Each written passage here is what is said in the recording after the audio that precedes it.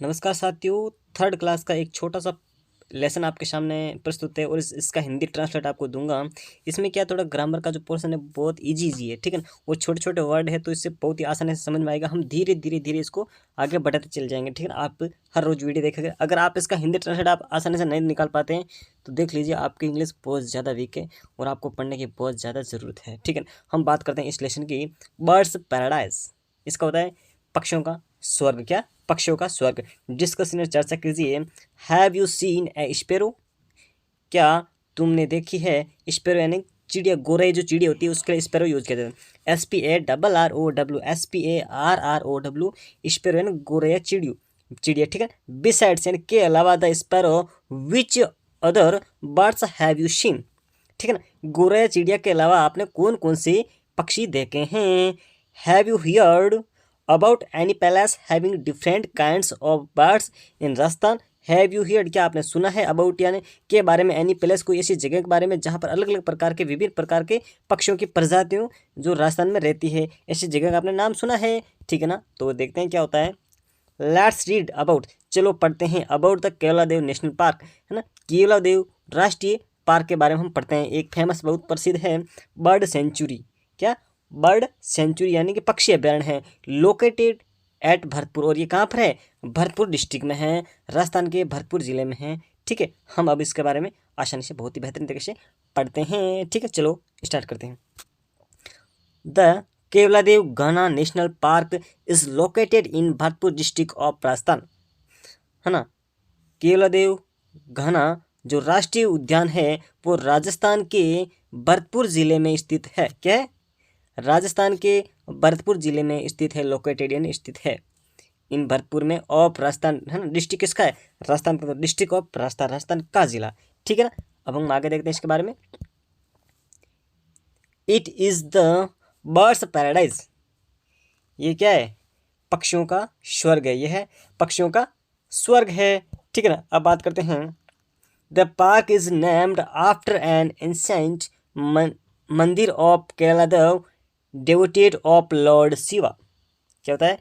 इस पार्क का जो नाम है ना, द पार्क इज नाम, इस पार्क का नाम है भगवान शिव को समर्पित जो केवलादेव का एक प्राचीन मंदिर है उसके नाम पर रखा गया है, ठीक है ना। द पार्क नेम, इसका नाम है आफ्टर एन एंशेंट, जो एक प्राचीन मंदिर है भगवान शिव, केवलादेव जो भगवान शिव है ना उनके एक मंदिर है, ठीक है ना, उसके नाम पर ये नाम रखा गया है। द हिंदी नेम घना मीन्स थिक, जो इसका हिंदी अर्थ है ना, गाना का हिंदी अर्थ क्या होता है?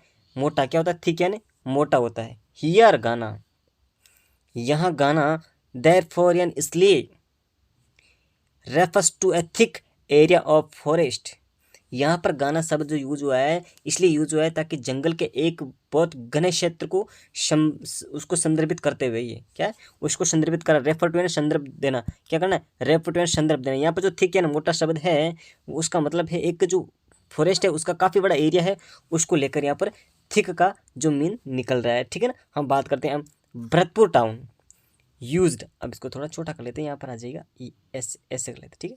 यस,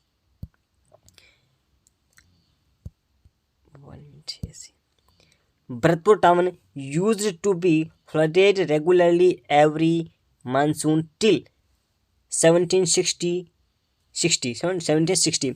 देखिए 1760 तक हर मानसून में, एवरी मानसून, हर मानसून में भरतपुर शहर में, कहाँ पर? भरतपुर शहर में क्या थी? नियमित रूप से बाढ़ आती थी। क्या आती थी? देखो एवरी, देखो Bharatpur town used to be flooded, मतलब यहाँ पर बात आती थी रेगुलरली यानी नियमित रूप से, एवरी मानसून यानी हर एक मौसम में, हर एक मानसून में यहाँ पर क्या आती थी? बाढ़ आती थी। टिल कब तक? 1760 तक की बात है, ठीक है ना। फिर द महाराजा और भरतपुर, भरतपुर के महाराजा ने कंस्ट्रक्टेड यानी बनाया ए कच्चा डैम यानी एक कच्चा बांध बनाया, टू सेव, किसको बचाने के लिए? The town of from floods, इस बाढ़ से इस भरतपुर टाउन को बचाने के लिए जो यहाँ के महाराजा थे उन्होंने क्या बनाया? एक मिट्टी का क्या बनाया? कच्चा बांध बनाया। क्या बनाया? मिट्टी का हो सकता कच्चा बांध, ठीक है ना। The area from where the soil was taken out, क्या हुआ? द एरिया, जिस शहर से, जिस जगह से, फ्रॉम वेयर वहाँ पर बन गई, सोइल यानी मिट्टी, है ना, मिट्टी वाज टेकन आउट, जहाँ से मिट्टी निकाली गई, है ना, बिकम वहाँ पर बन गया, क्या बन गया, द भरतपुर लेक, क्या बन गई, एक भरतपुर झील बन गई, क्या बन गई, वहाँ पर भरतपुर झील बन गई प्यारे साथियों, क्या बन गई, वहाँ पर भरतपुर झील बन गई, ठीक है ना। इसकी बात करते हैं, it become one of the best duck shooting wetland in the world.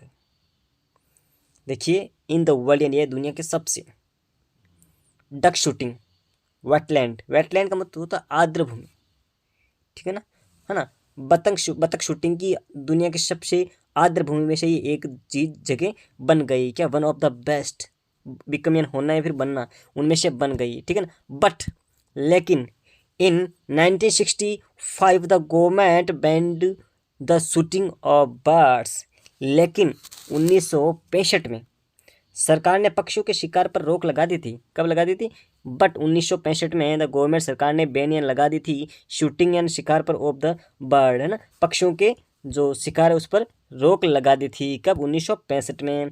The area was declared A national park इन 1982 1982, ठीक है ना, और 1982 में राष्ट्रीय उद्यान से घोषित कर दिया गया था। द एरिया, ये इस क्षेत्र को वाजन था, डिक्लेयर कर दिया गया था ए नेशनल पार्क, एक राष्ट्रीय पार्क 1982 में। इट